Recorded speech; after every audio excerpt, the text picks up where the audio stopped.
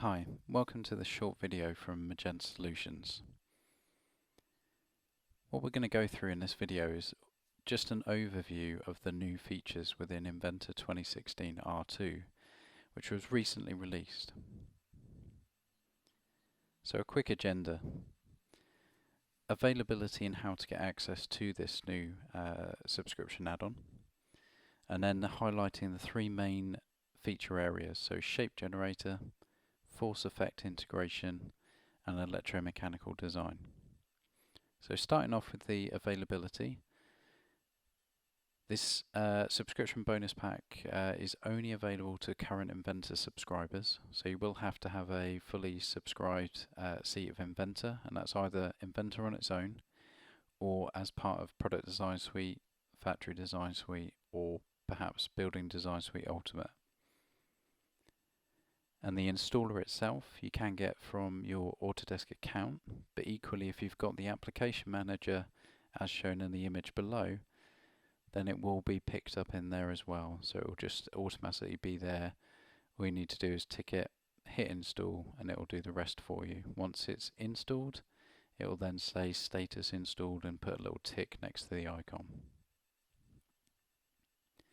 So the first feature that's been added into R2 is Shape Generator. We've shown this at a recent event, Future of Making Things event, but just to highlight what it is in case you haven't seen those videos or didn't make it to the event. So this is a new way of designing lightweight but structurally efficient parts and having the computer, the software itself, work out using algorithms and mathematics from some inputs, i.e. forces and loads and certain areas that you want to maintain, and then have the software actually calculate the best method or the best result for losing weight in the design that you might have. So this video that I'm going to play now is just an overview of the tools, where to find it, and an idea of how that works. So I've got this rocker which is actually off a full suspension mountain bike, so it'd be pinned over here. We'd obviously have a linkage pin over here and a low one on the bottom to rock, allowing the suspension or the rear wheel to rise and fall. Now, once you've installed R2, which is, again, it's only available to subscription customers, but you should have it through the application manager, which is the application that sits there looking for updates. And what it does is it adds this little button here, Shape Generator, onto the 3D model toolbar. So if I click onto this, it looks very, very similar to the simulation environment if you've used that before inside Inventor, and again displays the information fairly in a fairly similar representation, material constraints, etc. in here. So the first things I need to do are look at constraints. So what I'm going to do is actually put some pin constraints on the model. So we need to put pins through where we're actually going to fix our part. So they're all in there, so they'll all appear in my constraints.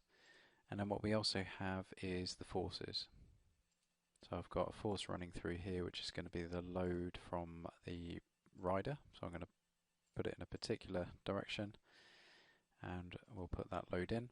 And probably a little bit made up, but just to kind of prove the example, what I'm going to do is just do a very simple sort of reactive force when I get it in the right direction through to, let's remove that one, so just get those pins, reactive force in the opposite direction to the load at the front. So if I OK that, we then end up with our two loads on here. Now the other area which is different to simulation is preservation. So there are certain regions of this particular design that I need to keep, namely the places where the pins are going to go through, because I don't want it to remove this material and I don't want it to deform the shape in any way, because I need it to be straight so I could fit a pin through it, for instance. So what we have is the option to preserve regions, and I can select different shapes, so box or cylinder. So we'll go for a cylinder, and I want to preserve that inner area, these two here, and then also the two inner areas on this end as well, on there. So one of the other areas I'm actually going to put is this shoulder here, just to preserve that sort of shape coming off. But you can adapt these, change the size of them, move them around as you need to. So I've got everything I kind of need. So we've got some loads, we've got some constraints, and I've preserved certain areas of the design. So the last thing I need to look at is the settings in here. So at the moment the default's set to reduce the original weight by 60%, but it's probably a little bit too much. It's actually going to remove a lot of material. So I'm going to go for 20%, be on the conservative side, and then we're going to drop down by 0.1 or roughly around that. So if I OK that, and then we can generate the shape and then run the simulation.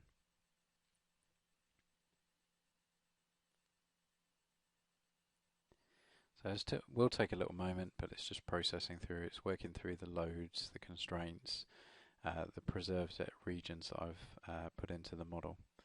So you can see here it got down to 0.416, so slightly higher than it managed. It was estimating, and it's 19% reduced in weight. So the idea behind this is not necessarily that we're going to start manufacturing parts with these sort of shapes. I think somebody might have a little bit of a fit if I sent this through for machining or something. I think there'd be a lot of questions over some of these operations. But it's just, I suppose, an indicator of where we could have actually reduced or removed certain bits of material in here. So obviously this is a mesh, so it's a little bit unusable from the point of view of machining and getting a solid shape for drawings, detailing and things like that. I could, if I wanted to, 3D print this, so we could actually take a mesh through to there, but one of the options we have is to promote the shape. So if I promote it through to the current part, and then what it does is basically represent the mesh inside my normal part environment. So you can see the yellow area is basically where we had the mesh. See, this grey area is actually an area of opportunity for me to actually reduce the weight and take some material out. So if I was to start a new sketch on here, so just using my traditional sort of modelling tools, and then what we could start to do is maybe just very roughly, I'm going to do this a little bit crudely just for the particular example we've got here. But obviously what you would do is probably plan this out a little bit more, maybe get some sizes and things going on. So let's just trim that tail off, and I could then adjust things out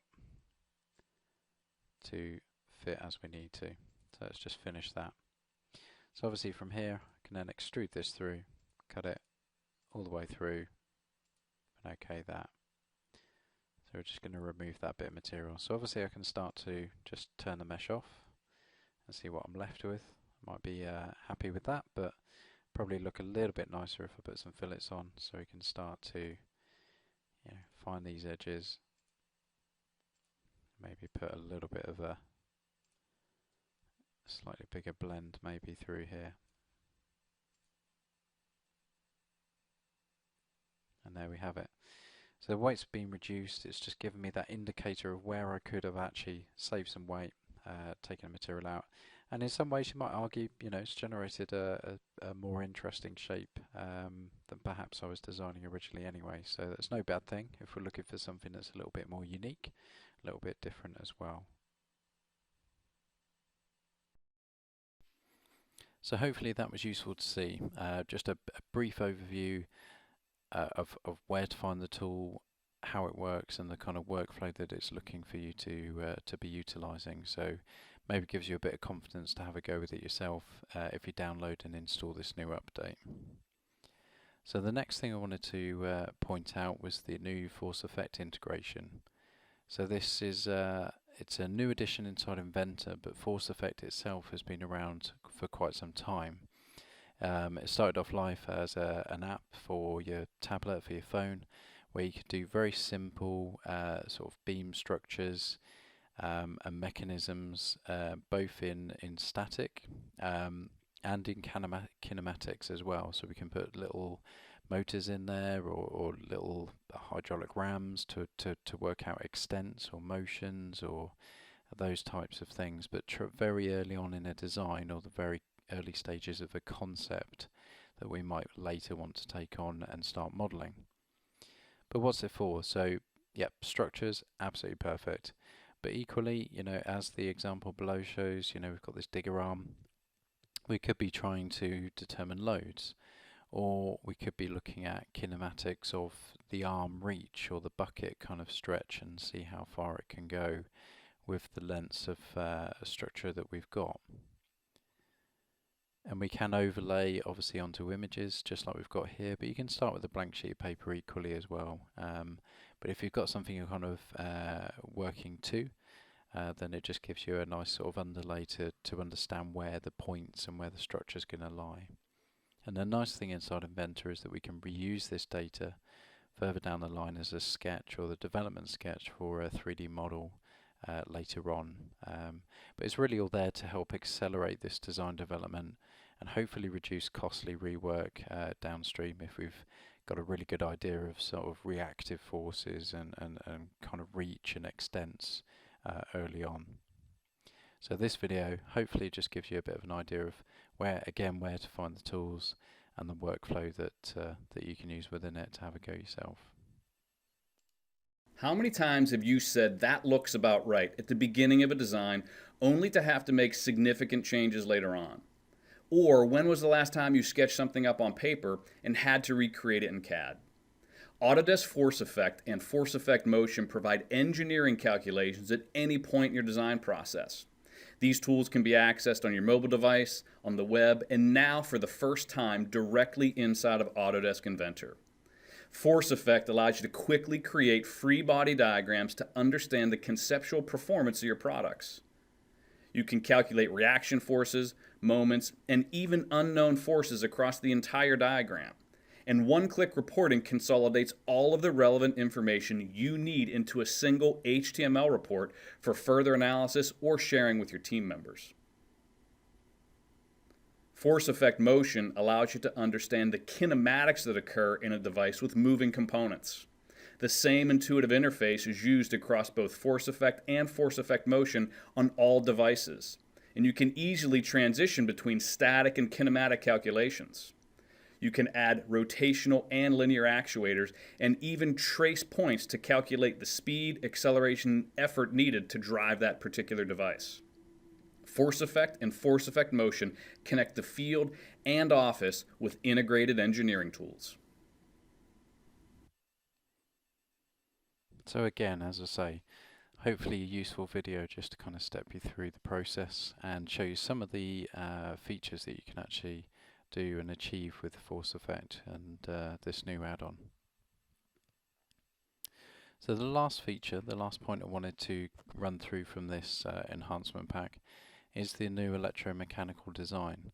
So this is something that Autodesk have been working on for a little while within Inventor, but what we've now got is the ability to selectively import PCB data straight into Inventor and allow for this more realistic looking PCB import. So the two images down the bottom, the left hand one is traditionally what we would get from an IDF import.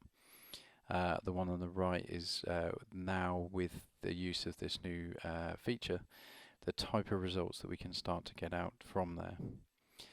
Now the idea behind this is that obviously what you'd have to do is to publish certain parts into a content center library.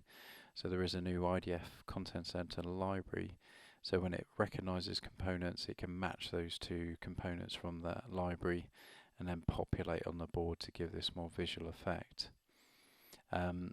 It does help with speeding up the import, obviously with the reuse of parts from this data, from this repository, the library, and also it now allows you to filter a lot more information out. So maybe really small parts we're not so interested in, we can filter those out.